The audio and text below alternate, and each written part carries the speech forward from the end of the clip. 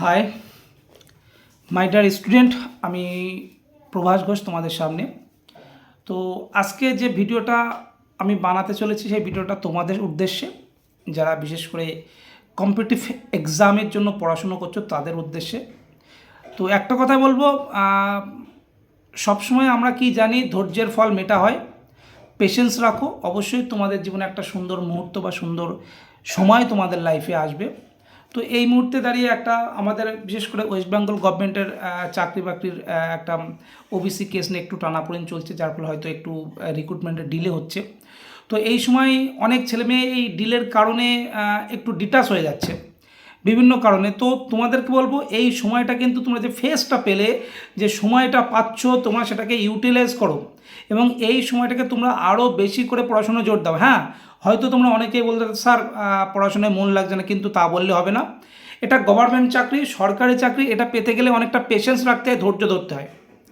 দেখো, তুমি যদি ডিলেমি দাও বা ডিলে করো, তাহলে পেছন থেকে কেউ উঠে এসে তোমার জায়গা কেন তোমার থেকে এগিয়ে যাবে, ফলে তোমাকে চাকরি পেতে কিন্তু অনেক সমস্যার সমাধান সম্মুখীন হতে পারে। তো একটা কথা বলবো, হয়তো পরবর্তী সময় চাকরি ঠিক, পরীক্ষা ঠিক খুব শীঘ্রই আসবে, পরীক্ষা হবে, অনেক ছেলে মেয়ে চাকরিও পাবে।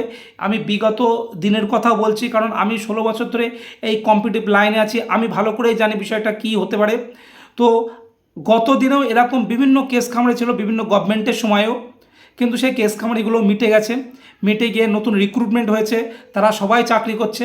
তো তোমাদের লাইফে একটা সুদিন আসবে, এটাও মিটে যাবে, নতুন রিক্রুটমেন্ট হবে, প্রসেসিং হবে, সব কিছু হবে, জয়েনিং হবে, সবাই চাকরি পাবে। কিন্তু তাদেরই সর্বনাশটা হয়ে যাবে যারা এখন সোশ্যাল মিডিয়া বা বিভিন্ন কোনো কারণ বা বিভিন্ন লোকের কথা বা বিভিন্ন কথা শুনে ডিমোটিভেটেড হয়ে যাচ্ছ, পড়াশুনো থেকে নিজেকে একটু গুটিয়ে রাখছো, একটু দূরে রাখছো। এটা কিন্তু করো না, তাহলে কিন্তু নিজের ভবিষ্যৎকে নষ্ট করা হবে। তোমাকে কে কি বললো, ডোন্ট কেয়ার। এইসব কথা তোমাকে তারাই বলবে যারা কম্পিটিটিভ এক্সামে পড়াশুনো করছে না বা নিজে একটু ঢিলেমি আছে, তারাই হয়তো এই ধরনের কথাবার্তা বলবে। কিন্তু সত্যি কথা বলতে, যারা এই লাইনে আছে, পড়াশুনো করছে বা যারা জানে বিষয়টি, পরীক্ষা ঠিক হবে, একটু লেট হচ্ছে বিভিন্ন কারণবশত। তোমরা জানোই যে প্রশাসন চলতে পারে না রিক্রুটমেন্ট ছাড়াই, কম বেশি। তাহলে পরীক্ষা ঠিক হবেই। তো পরীক্ষা যখনই হোক না কেন, আমার যদি পারফরমেন্স ভালো না থাকে, তাহলে কিন্তু আমি চাকরিটা পাবো না, এটা মনে রাখতে হবে। তাহলে আমার পারফরমেন্সটা সবসময় সবার থেকে টপে রাখতে হবে, পড়াশুনো করতে হবে, একটু ধৈর্য ধরতে হবে। একটু ধৈর্য ধরো, তোমার লাইফটা খুব ভালো যাবে। আমি বলছি, আমার 16 বছর এক্সপিরিয়েন্স বা অভিজ্ঞতা আমি তোমাদের সঙ্গে শেয়ার করছি। এরকম আগে অনেক কেস পেন্ডিং ছিল। দেখো, আগে যে ডাব্লিউপি কনস্টেবল ছিল, সেখানে 16 মাস কিংবা 18 মাস পরে কেসটা মিটেছে, সেখানেও কিন্তু ছেলেমেয়ে চাকরি করছে আজও। তার আগেও এরকম বহুবার ছিল, আমি তো জানি আর কি, কম বেশি। হ্যাঁ, তো তোমরা এই জায়গাতে আমি তোমাদেরকে বলছি, তোমরা বি পজিটিভ থাকো, লড়াই করো, দাঁতে দাঁত চেপে, সুদিন আসবে। ধৈর্যের ফল মিঠা হয়, এটা তোমরা মনে রাখবা। ধৈর্য ধরো, তোমাদের অবশ্যই অবশ্যই কিছু একটা ভালো সময় তোমাদের আসবে। আর নিজেকে দাঁতে দাঁত চেপে পড়াশোনা করো। তোমাদের গাইড, তোমাদের টিচার, তোমাদের গুরুজন যারা শ্রদ্ধেয় ব্যক্তি আছে, তাদের এক্সপিরিয়েন্সটাকে তোমরা শেয়ার করো, তাদের কথা তোমরা শোনো। তোমরা নিজেদের লক্ষ্যে অবিচল থাকো, দেখবো সফলতা ঠিক আসবেই। সফলতা আসতে দেরি হবে না, সাকসেস ইজ কামিং, খুব শীঘ্রই তোমাদের সফলতা আসছে। তো একটা কথা, যে জন্য আজকের ভিডিওটা করা, তোমরা কেউ ডিমোটিভেটেড হবে না। আমি তোমাদের সঙ্গে বলছি, আমার এক্সপিরিয়েন্সটা তোমার সাথে শেয়ার করছি।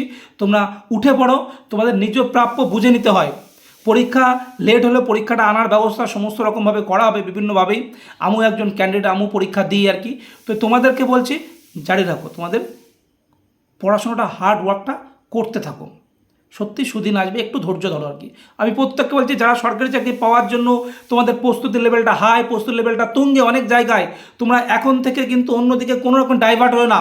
তোমাদের পড়াশোনার ফোকাসটা তোমরা তার মধ্যেই রাখো, যত কিছুই খারাপ সময় আসুক না কেন। কারণ খারাপ সময় না আসলে তুমি এইটা বুঝতে পারবে না। তবেই আমরা জানি, যতই অন্ধকার আসুক না কেন, আলো আসবেই, সূর্য উঠবেই। তো যতই হোক না কেন, ভোর আসবেই, সুদিন আসবেই। তো লড়তে থাকো, অবশ্যই ভালো একটা পজিটিভ বার্তা তোমাদের জন্য বহন করছে। তো আবারও আসবো আমি, ভালো লাগবে অবশ্যই।